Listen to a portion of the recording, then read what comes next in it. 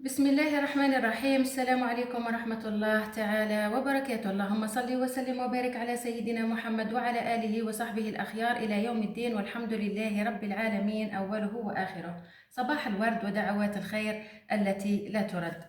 اليوم إن شاء الله جبت لكم حلوى البراج أو المبرجة. يلا مباشرة ننطلق في ذكر المقادير وطريقة التحضير. يلا على بركة الله. أول حاجة نحتاجوها كما راكم تشوفوا 3 كيلات حرشاية. 3 كيلات حرشاية، هذه اللي نحيوها من السميد وتكون خشينة، ما تكونش خشينة، حرشاية متوسطة. نحتاجو 3 كيلات. شوفوا كعت هذه الكيلة الكبيرة ما درتهاش كيلة كاملة، درت كيلة ناقصة هكذا، ناقصة 2 صباع. شوفوا معايا 3 كيلات حرشاية. هذه الكيلة الأولى، الكيلة الثانية، والكيلة الثالثة. ننتقل للمواد الجافة اللي هي الملح واللافاني كمنكه. كاين اللي يحب يدير قشور الليمون، يعني كل واحد بالذوق نتاعو. انا نحب ندير فيها لافاني كمنكه. صح، نحتاجو كل كيلة كيما هكذا كيما وريتها لكم تدي ربع ملعقة صغيرة تاع ملح. صح، ربع ملعقة، تخيلوا هكذا ربع ملعقة تاع ملح. وعندنا نصف ملعقة كبيرة افاني الميزان. تقدروا تقولوا ملعقة صغيرة تاع ملح، ماهيش بومبي، ماهيش مليانة، يعني ملعقة صغيرة ممسوحة. صح، هذا بالنسبة للمكونات الجافة.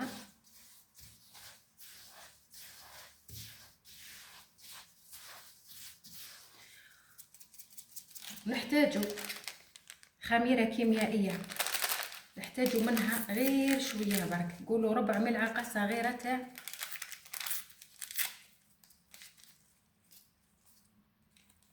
ربع ملعقة صغيرة خميرة كيميائية كما راكم تشوفوا، يعني غير شوية برك ما بين يديكم هكذا. هذه خميرة كيميائية هي اللي تخلي البراج نتاعكم هشوش. صح، باش نبسوها نجيبو السمن ونذوبوه. انا السمن اللي نستخدمه هو هذا السمن، سمن المدينة. بسم الله ما شاء الله تبارك الرحمن، هذه النوعية اللي نحب نستخدمها انا، سمن المدينة. شوفوا معايا، هاني ما درتش الكيلة كاملة، ناقصة تقريبا يا اخي قباله ما درتش الحرشية بزاف، درتها كيما نقولوا الكيلة ناقصة 2 صباع. نتوما ديروا هذه الكيلة ناقصة ثاني 2 صباع، وتكملوا هذيك الكمية بشوية نتاع زيت هكذا. ضيفوا القليل من الزيت. شفتوا معايا، تكون الكيلة تاع السمن مولي فيها زيت اقل من الكيلات نتاع اقل من 3 كيلات نتاع الحرشية ب2 صباع. اما موراها وصلتكم الفكرة. ديروا هكذا.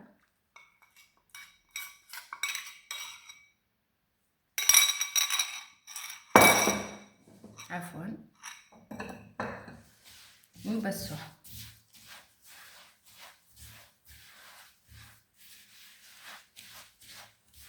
حتى تتجانس هذيك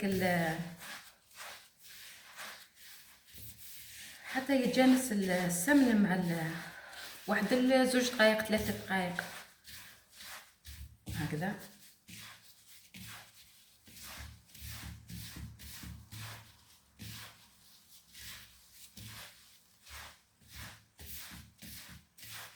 ريحة السمن بسم الله ما شاء الله تبارك الرحمن.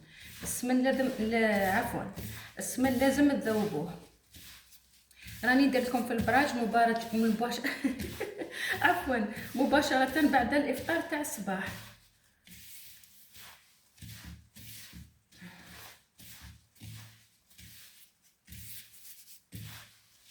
هكذا برك وتحكوا ما بين يديكم 2 دقائق او 3. نولوا نقصوا من هذا الحرشيه وهي هكذا مبسه، نحتاجوها للغرس. دوك نوريكم الطريقه نتاعها، تفكروا معايا خطوه خطوه باش نتحصلوا على سر الاحمرار تاع المبرجه. السر في هذه، نجيبو ملعقه تاع عسل عادي، ونضيفوا له القليل من ماء الزهر، شويه برك هكذا نذوبوه فيه كما راكم تشوفوا، ونضيفوه للخليط. هذا هو اللي راح يعطينا الاحمرار للمبرجه نتاعنا. ولا فاني تاع الميزان ثاني تدير تمد الاحمرار. اصلا السمن يخلي الحرشه المبرجه تجي حمراء. صح. دروكا نجيبو الماء، ماء عادي، ونضيفو عليه القليل من ماء الزهر كما راكم تشوفوا. راح نوريكم، هذا هو ماء الزهر، نضيفوه على الماء ونعجنوا به.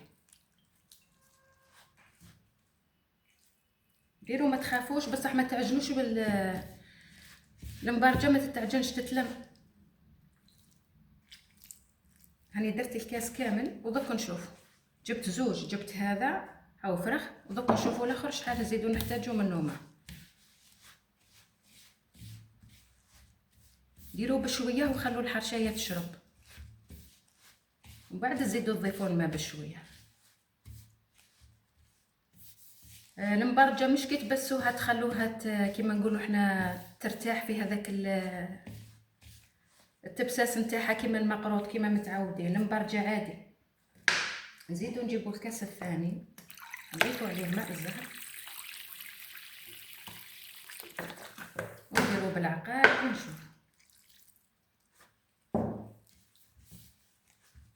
هاني حضرت عجينه قبل هذه، عجنتها، سمي راها اليوم النهار تاع النشاط والحيويه. صح.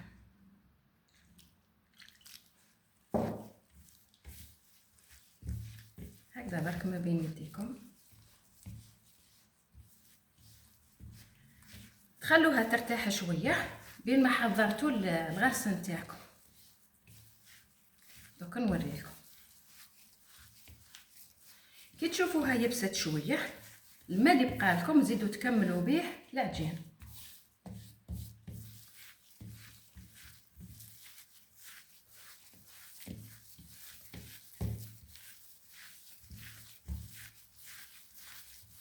شوفوا معايا كيفاش جات، بسم الله ما شاء الله تبارك الرحمن. نقسموا هذه العجينه على اثنين، نديروا واحده شوي كبيره واللي نرجعوها على الاخر، ونخلوا واحده متوسطه. شوفوا معايا.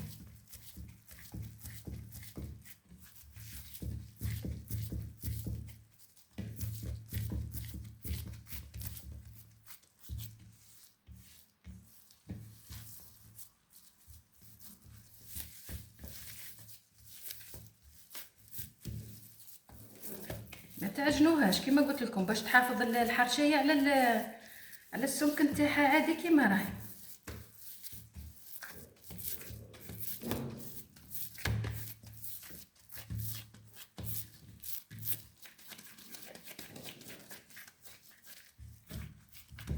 هذه واحده وهذه واحده، خلوهم هكذا يرتاحوا.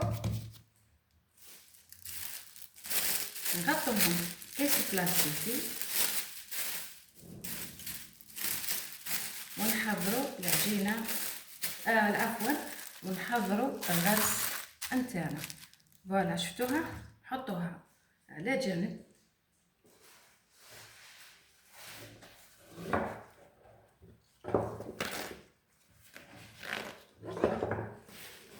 نمسح سطح العمل نتاعنا.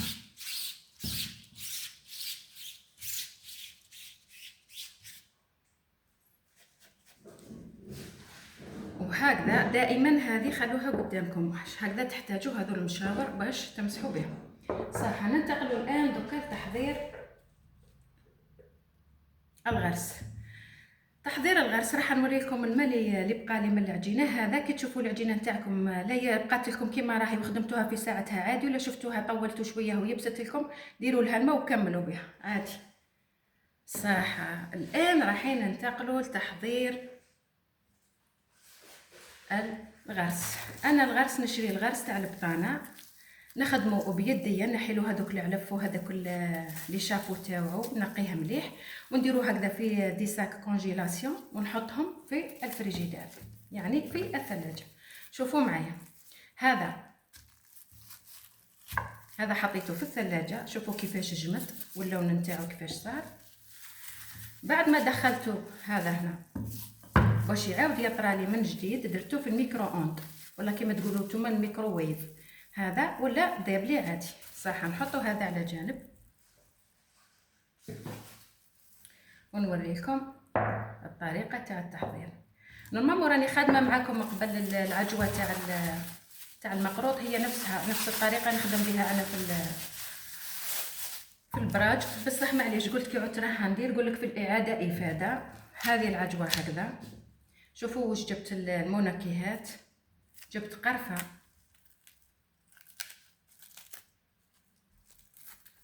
تشروها مرحيه او تجيبوا قرفه تاع عيدان وترحيوها. وهذا هنا قرنفل، ها راك تشوفوا فيه ورحيته. ثم انا المنكهات ندير قرفه وقرنفل مرحي، او حنا ثاني نقولوا له طيب مرحي.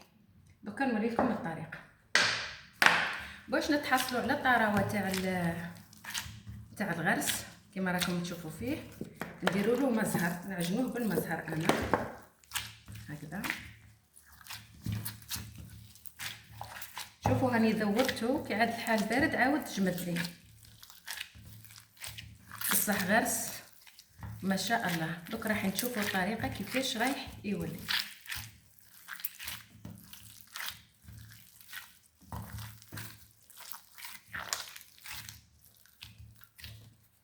ديروا بشويه وعجنوا.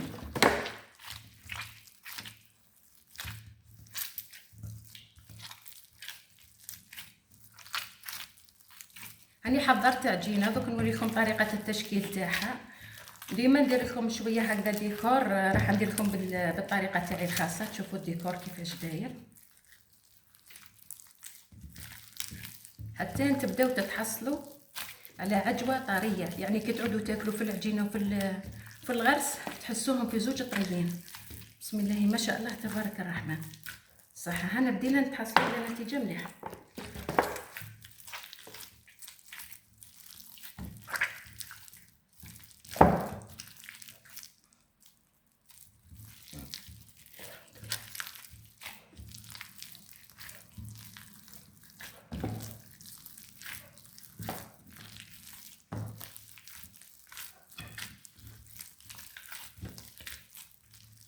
شفتوا كيفاش بديتو تحصلوا عليه على الطراوه تاعو. بسم الله ما شاء الله تبارك الرحمن. زيدوا شويه ونظن هكذا كفايه.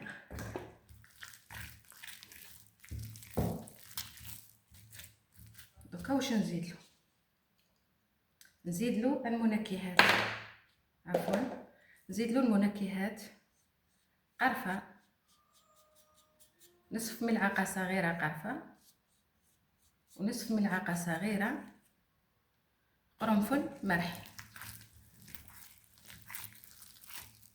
شفتوا الحرشايه اللي قلت لكم قبيله نحيوها المبسه هذيك، هاني نحيت منها تقريبا فنجان، نضيفها هاي مبسه في السمن هذاك، نضيفها ولا معاها مع العجوه.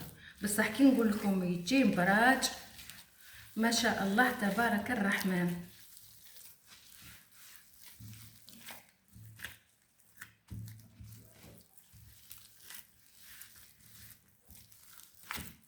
الواحد يطول باله برك يتحصل على نتيجه مليحه ما شاء الله.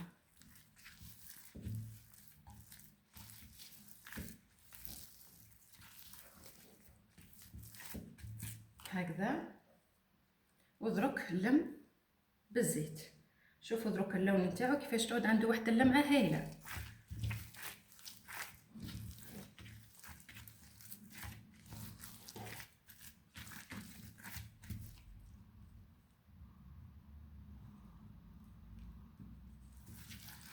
نديروا الطبقه الاولى عجين نحلوها،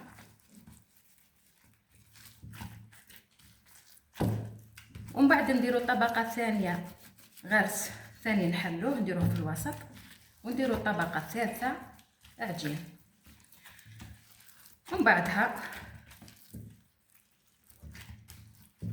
نشكلوا معينات، وراح نوريكم الطابع درك تاع المبرجه كيفاش داير. وهذا ندوروها هكذا ثاني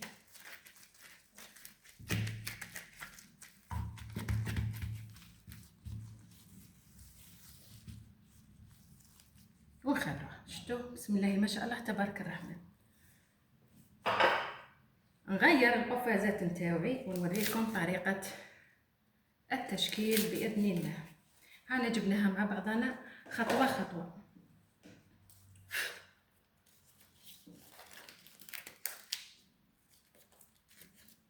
حضرت عجينه قبل هذه وغرس، حللته باش هكذا نختصر عليكم الوقت.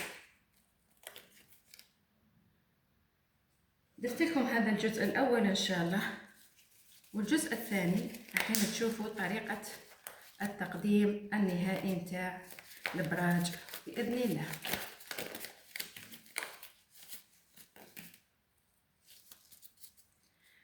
بالنسبه لي انا القفازات ضروريين ما نستغناش عليهم ابدا.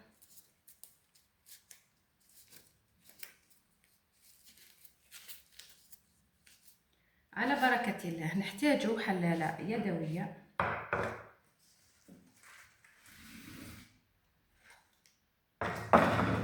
صح دوك نوريلكم بشويه كيفاش رايحين نحضروا. جبت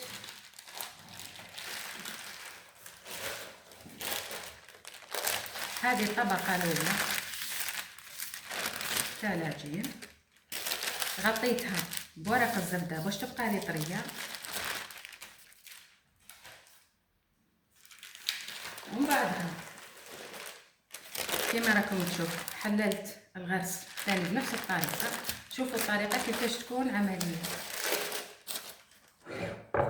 ديروا هذه هكذا، ديروا الغرس على ترفعوه بشويه هكذا حتى ولا توسع لكم عادي، حطوه وتسقموا بيديكم.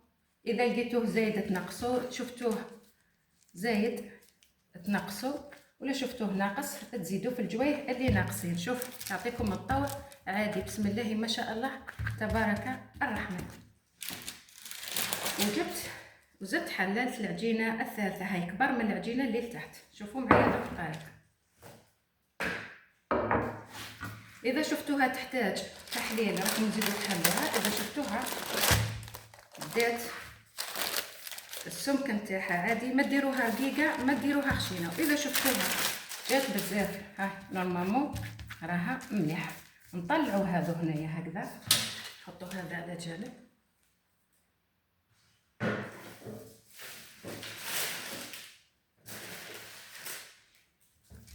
هاي تبان لكم الصوره مليحه صح. نغلقوا الحواف هادو، نرجعوا العجينه على بعضها بسم الله ما شاء الله تبارك الرحمن. هنايا جات العجينه شويه كبيره نقصوا منها. شفتوا كيفاش تقدروا تتحكموا في ديروا لها هكذا. سكروا هنايا الحواف هذوك مليح.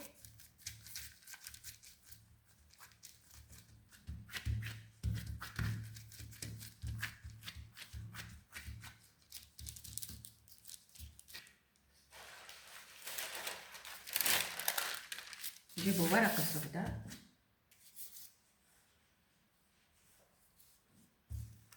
ونزيدو نحلوها شويه.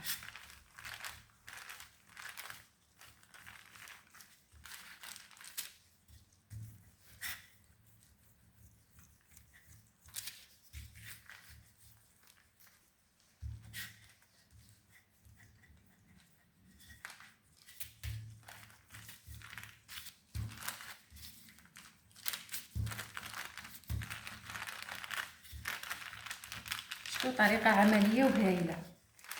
ورق الزبده خلي بالكم ما يلصقش بسم الله ما شاء الله تبارك الرحمن. دوكا ندور العكس هكذا كيما راكم تشوفوا وندير. درتها انا على شكل تقدروا تقولوا مستطيل او بيضاوي هكذا.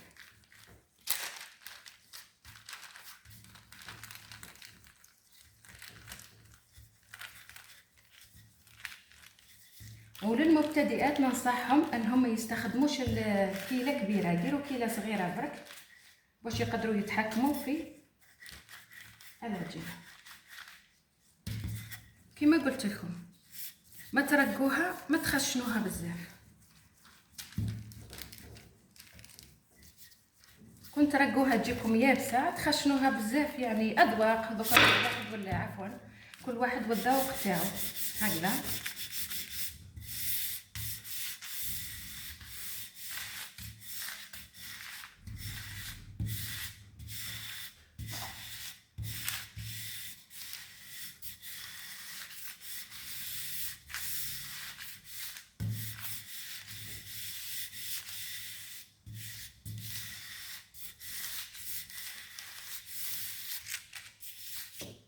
ونشوفوا دروك السمك نتاعها هكا هاني. سمكها نورمالمون نزيدوها شويه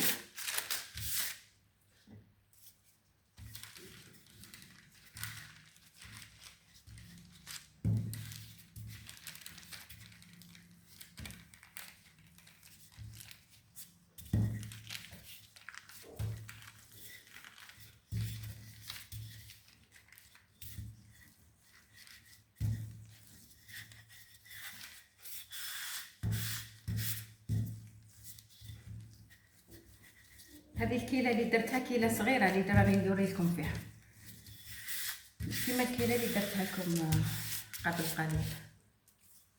شوفوا ماما مليح. نزيد هنا برك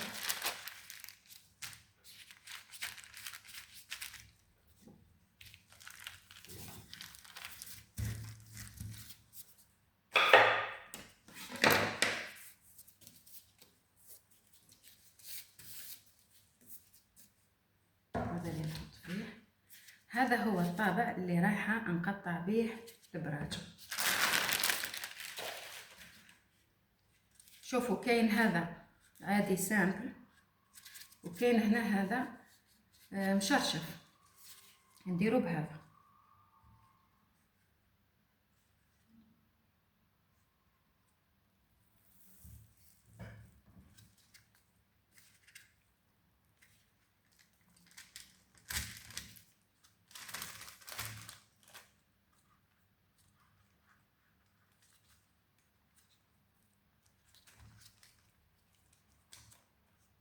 بسم الله ما شاء الله تبارك الرحمن. فوالا شوفوا معايا نحيو هذو الزوائد هذو.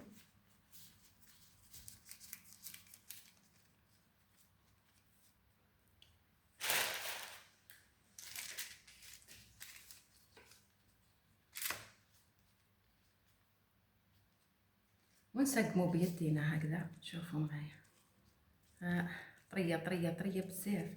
بسم الله ما شاء الله تبارك الرحمن. ودوك نوريكم واحد الطريقه نتاعنا كيفاش رايحين نديرو.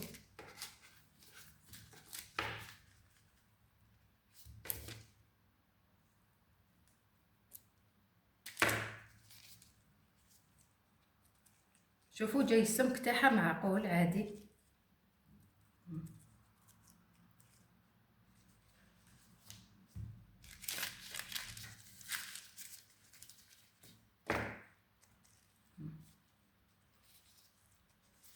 بسم الله ما شاء الله تبارك الرحمن.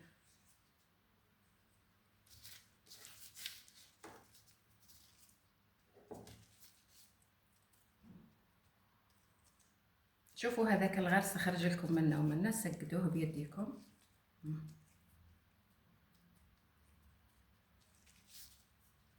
شوفوا معي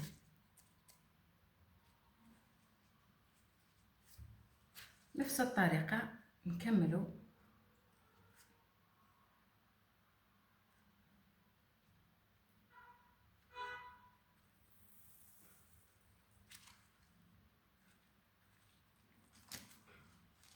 ونطلعو نرفعو بشويه.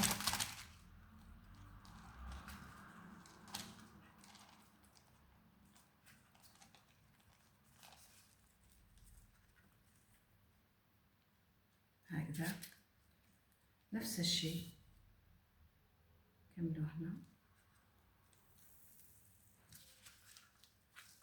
اضغطوا مليح.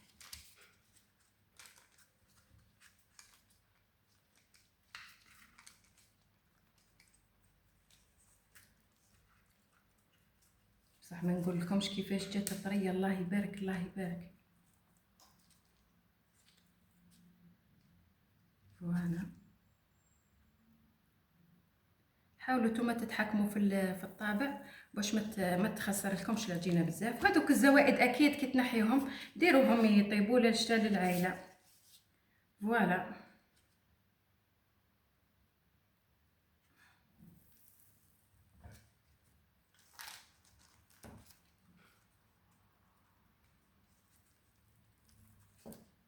شفتوا معايا؟ بسم الله ما شاء الله تبارك الرحمن. هذه هكذا كي تبقى هكذا عادي. هاو الشكل تاعها جاي على شكل مثلث. تاني طيبوها عادي.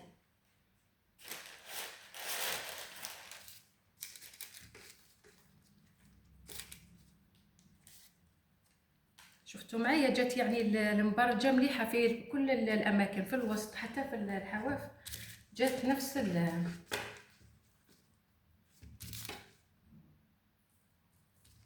لازم تعاونوا دائما بالسكين لانه المولات هذو تاع البلاستيك شويه ناقصين.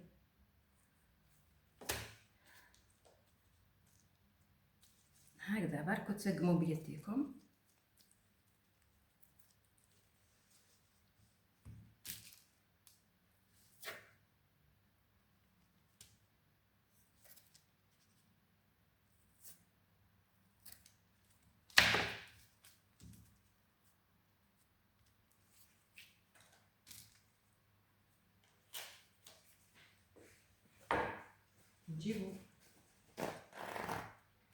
جيبوا مشواره ساعه وامسحوا السكين هذاك نتاعكم هكذا.